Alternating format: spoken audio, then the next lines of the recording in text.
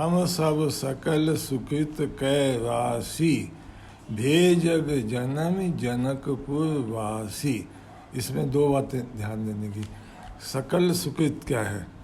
सकल सुकृत यानी सारे तरह के पुण्य, वो क्या है? वो उत्तरकांड में बताया है कि सकल सुकृत क्या है। जहाँ जप तप नियम योग निज धर्मा, श्रुति संभव नाना शुभ कर्मा, ज्ञान दया दम तीर्थ वज्जन, जहाँ लगी धर्म कह शुद्ध। इन दो अध्याय में इतनी सारी चीज़ें बताई, ये सब जो है सकल सुकृत पे आती हैं। तो ये सब सकल सुकृत की है। उसका प्रमाण क्या है, कैसे है कि हम सकल सुकृत के राशि हैं?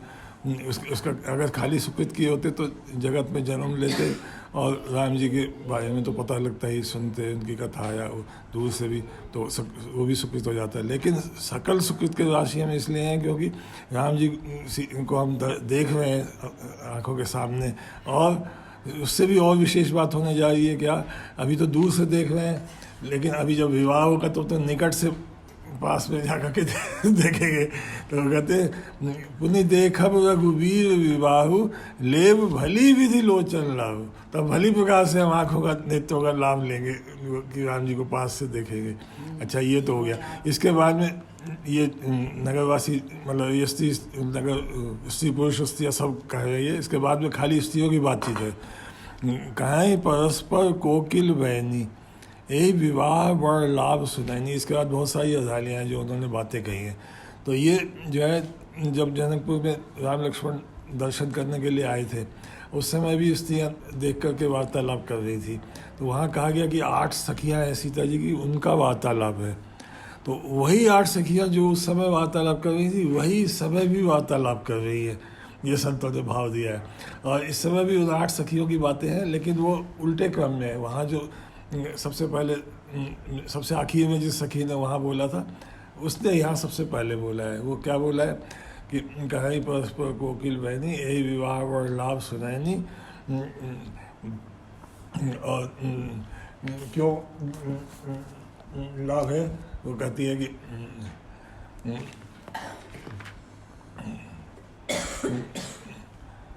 बड़े भाग विधि बात बनाई, नयन अतिथि हुई हैं 2 भाई। मतलब ये पहली वाली ने कहा, ये दूसरी कह रही है कि नयन अतिथि हुई हैं 2 भाई। ये सेकंड वाली कह रही है कि हमारे नृत्यों के अतिथि हो गए 2 भाई। और वहाँ जो 8वीं ने कहा था, वो पहली ने कहा कि इस विवाह में बड़ा लाभ है और बड़ी अच्छी बात, ये चीज़ें ये बात बता दी है। और दूसरी कह रही है कि क्यों ऐसा है कि क्योंकि 2 भाई हमारे नृत्यों के अतिथि हो गए। और तीसरी कह रही है कि 12 बार, उससे भी स्पेशल बात है कि 12 बार स्नेह बस जनक बुलाओ सिए। जनक जी स्नेह के कारण बार सीता जी को बुलाएंगे। और लेन आई हैं बंधु 2 कोटि काम कमनी। उनको लेने के लिए, वापस ले जाने के लिए 2 भाई जो कि करोड़ों कामदेवों से भी ज़्यादा, जो तो लेने के लिए राम जी लक्ष्मण जी विदा करने के लिए बहू को, तो फिर बार राम लक्ष्मण आएंगे और फिर बार उन्हें देखेंगे। हाँ, तो वो करोड़ों कामदेवों से कमनी है, सुंदर है। वो ऐसे बंधु आएंगे 2, तो वो हमें फिर उनके दर्शन का लाभ भी लगा। ये तीसरी वाली ने कहा। फिर चौथी कहती है विविध भांति होई पहुनाई, पीर न कहाई सासू भाई। बहुत प्रकार से उनकी पहुनाई होगी। क्यों? क्योंकि ऐसी ससुराल किसको नहीं पी लगेगी। ससुराल वाले दामाद जो है ऐसे सुंदर और काम नहीं है, दामाद की सेवा होगी, इतनी दामाद का स्वागत। और कहती है कि तब राम लखनऊ निहाई, हुई हैं सब पुर लोग सुखाई। तब राम लक्ष्मण को देख करके सारे पुर के लोग सुखी हो गए। और फिर एक मतलब के सखी का उसी में है इंक्लूडेड, मतलब ये एक और का हो गया इसी पे। फिर एक कहती है, ये 5वीं है या 6ठी है कि सखी जस राम लखन का जोटा, तैसे ही भूप संग दुई ढोटा। जैसे राम लक्ष्मण जी का जोड़ा है, ऐसे ही एक और जोड़ा राजा के साथ में है। 2 और लड़के हैं। और वो भी कैसे है कि श्याम गौ सब अंग सुहाए। वो भी एक श्याम है और एक गौ है। भरत जी श्याम है और शत्रुघ्न जी गोरे है। और सब अंग सुहाए, उसके सारे अंग सुंदर है। और ते सब कहीं देख ही जाए। वो सब कहते हैं कि जो देख कर के आए। तो ये तो इसने सुना था, इसलिए बताया कि जो दूसरों से सुना है, जो देख कर के आए। अब एक कहती है वो से बढ़ के कि कहा एक मैं आज नहीं हारे, एक कहती है मैंने आज ही उनको देखा है, मतलब हर शत्रुघ्न को भी देखा है। जब बिरंची ने हाथ सवारे जैसे कि मैंने खुद अपने हाथों से बनाया हो उनको, ऐसे लगते हैं इतने सुंदर। भरत राम ही की अनुयायी कहती है कि हर्ष जी तो राम जी के बिल्कुल जैसे, सहसा लख ही न सके न नाई, सहसा कोई पहचान नहीं सकते स्त्री पुरुष की ये राम है कि भरत है। और फिर कहती है कि लखन शत्रुसूदन एक रूपा, लखन लक्ष्मण और शत्रुघ्न भी बिल्कुल एक की शक्ल है। नख सिकते सब अंग अनुपा, उनके नख से पैर के नख से लेके और सिर के शिखा तक, यानी हर सारे अंग जो है वो एकदम अनुपम। हाँ, और फिर दुल्हनों की सखियां ऐसी होती है ना, सारी लड़कियां ऐसी होती है ना, सबको देख लेती है। भाई भी ऐसा फिर कहते हैं मन भावई मुख वर्ण न जाए, वो मन में तो बहुत अच्छे लगते हैं हमें, लेकिन मुँह से वर्णन नहीं किए जा सकते, इतने सुंदर और अच्छे हैं। उपमा कहूँ त्रिभुवन को नहीं, उनको उपमा देने के लिए कि किसके जैसे है, ये तो सारे संसार में कोई नहीं है जिसकी वजह से उनकी उपमा दी जाए, अद्वितीय है। उपमान कहू कह दास तुलसी, कतहु कवि को विद कहे। और फिर कहते हैं कि कोई तुलसीदास जी भी कह रहे हैं इसी बात को, और सारे कवि कोविद भी कहते हैं कि उनके लिए कोई भी उपमा बराबर नहीं है। क्यों? क्योंकि बल विनय विद्याशील शोभा सिंधु इनसे यही है 5 चीज़ें। मतलब शंकर जी के 5 मुख हैं, वो कहा जाता है कि एक एक मुख से एक एक गुण को बता रहे। बल, शक्ति, विनय, नम्रता, विद्या, सभी जानकारी सब चीज़ों की, और शील जो मतलब सुंदर व्यवहार स्वभाव, और शोभा प्रकाशमान और बिल्कुल आभा उनके शरीर में। तो इसके इन 5 चीज़ों के सिंधु हैं।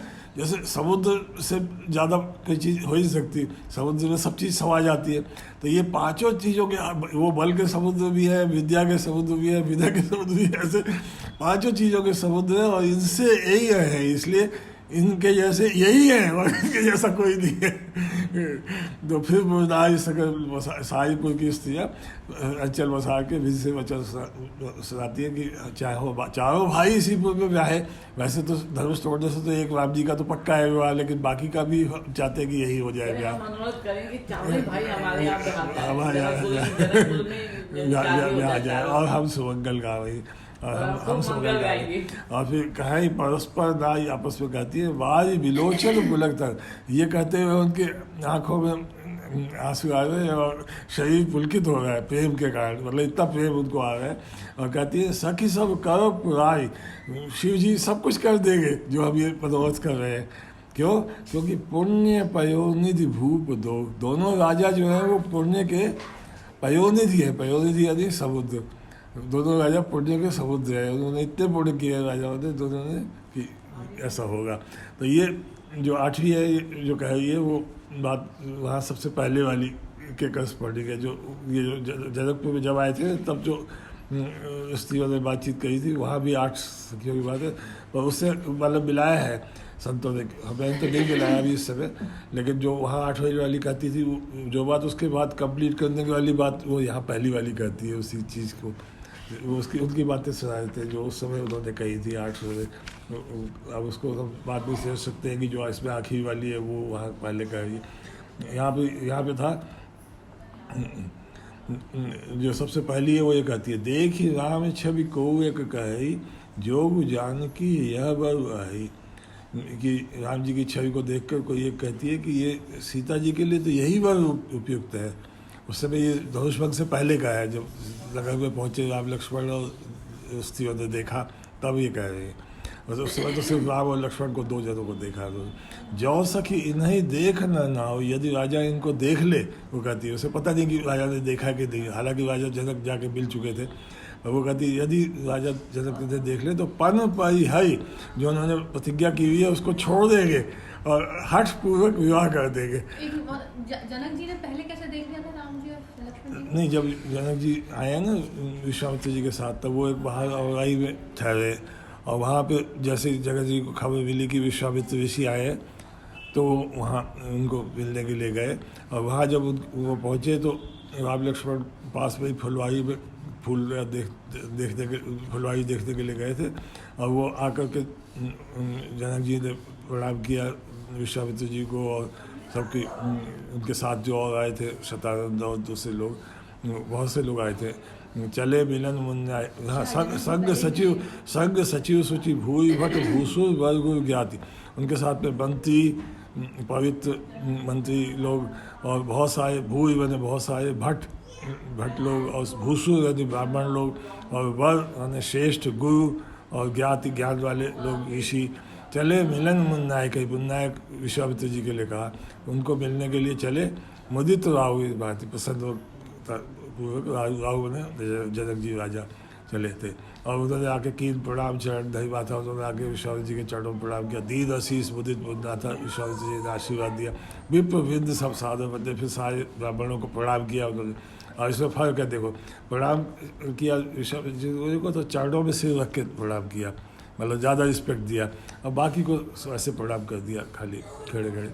जाने भाग्य बढ़ रहा हुआ धंधे, और अपना बड़ा भाग्य ज़्यादा जनक जी ने। फिर उन्होंने कुशल प्रश्न कही 12 तो विश्वामित्र जी ने कुशल प्रश्न किया कि आप लोग ठीक ठाक हो, और सब जो बैठो, उनको बैठाया। फिर यही अवसर आए दो भाई, गए रहे देखन फुलवाई, तब राम लक्ष्मण दोनों आए जो कि फुलवारी देखते गए थे, वहाँ से आ गए।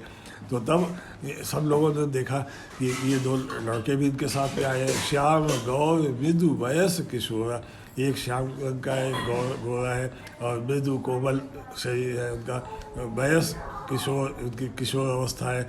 लोचन सुखद विश्वचित चोरा, वे नेत्रों को सुख देने वाले हैं, देख करके ही नेत्रों को मतलब प्रसन्नता होती है। और विश्वचित चोरा, सारे विश्व के चित्त को चुराने वाले हैं, हमारे भी चित्त चुरा रहे हैं।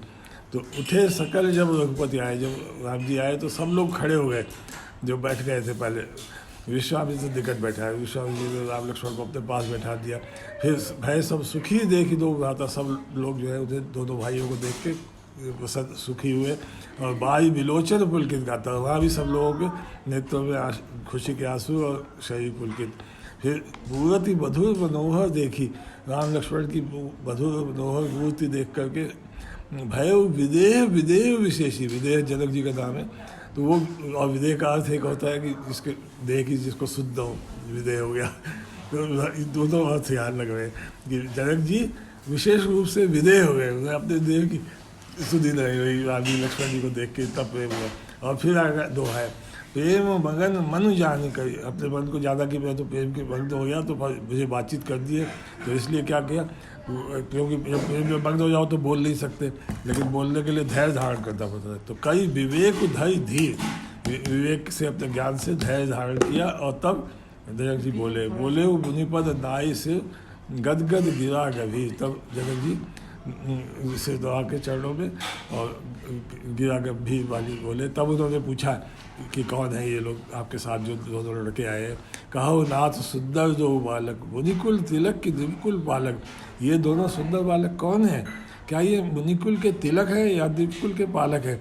अब ये देखो प्रेम के कारण शब्द गड़बड़ा गए उनके, उन्हें कहना चाहिए था कि मुनिकुल के पालक है, ऋषियों के कुल का पालन करता है राजा, और राजाओं के कुल के तिलक है, यदि उनके शोभावान सुंदर राजा है तो उनके तिलक हुए। लेकिन उल्टा बोल दिया, मुनिकुल के तिलक है, दिवकुल के पालक है, कौन है। तो मतलब वाकई में ये क्षत्रिय है या ब्राह्मण है, ये बताइए। और फिर उनको लगा कि मेरे को क्या लगता है कि ब्रह्म जो निगम नेति कही गावा उभय देश बेश धई की सोए, मुझे तो ऐसा लगता है कि जैसे ब्रह्म साक्षात, जिसका कि वेद लोग सारे वेद जो है वो दही नहीं करके गायन करते हैं कि उसके गुण बताते हैं, फिर कहते हैं नहीं इतना नहीं, वो और भी है जो हम नहीं बता सकते। तो वो दो वेश धारण करके क्या आ गया है, ब्रह्म आ गया है। और कहते हैं सहज विराग रूप बन मोरा, क्योंकि विराग बन जो सहज वैराग्य रूप है, ये खुद ही कह रहे हैं जनक जी कि उनका मन जो है वो किसी चीज़ में ऐसा आसक्त नहीं होते संसार में, वे बिल्कुल अनासक्त होकर के सब काम करते हैं। जैसे गीता में कहा गया है कि बिल्कुल अनासक्त होकर वह को काम करना चाहिए, ऐसे जनक जी है। लेकिन वो कहते हैं मेरा सहज वैराग्य रूप मन जो है वो भी थकित हो तो जी भी चंद चकोरा, इनको देख के ऐसे थकित हो गया है जैसे चंद्रमा को देख के चकोर थकित हो जाता है। वो उसको देखता ही रह जाता है, ऐसे मन भी इनको देखते ही रहने को कहता है। इसलिए दाते पर पूछो सद्भाव, इसलिए मैं सच्चे भाव स्वभाव से पूछ रहा हूँ, कहो नाथ यदि करी दुराव, हे नाथ बताइए, छिपाइए मत। लेकिन राम जी का अगर सचमुच प्रभाव बता देंगे कि ये ब्रह्म है, तो लीला गड़बड़ हो जाएगी। तो स्वामी जी ने बोलना शुरू किया कि उन्होंने एक बात कही कि हंस करके कहा कि राजा आपने ठीक ही कहा, आपका वचन जो है झूठा नहीं हो सकता, लेकिन इससे तो खुल सकता है आगे अगर और बताए कि ब्रह्म है। तो राम जी ने इशारा कर दिया थोड़ा सा उनको कि नहीं वो मत बताओ। तो वो बोले कि ये भी सवई जहाँ लगी प्राणी, ये सबको पेड़ है, जितने भी प्राणी है संसार में सबको ये प्रिय लगते हैं, जैसे आपको प्रिय लग रहे हैं। तो अब बन मुस्कुराई राम सुनवानी, ये सुन के राम जी बन में थोड़ा सा मुस्कुराए, तो इशारा हो गया विश्वामित्र जी को कि असलियत नहीं बताने की ब्रह्म है।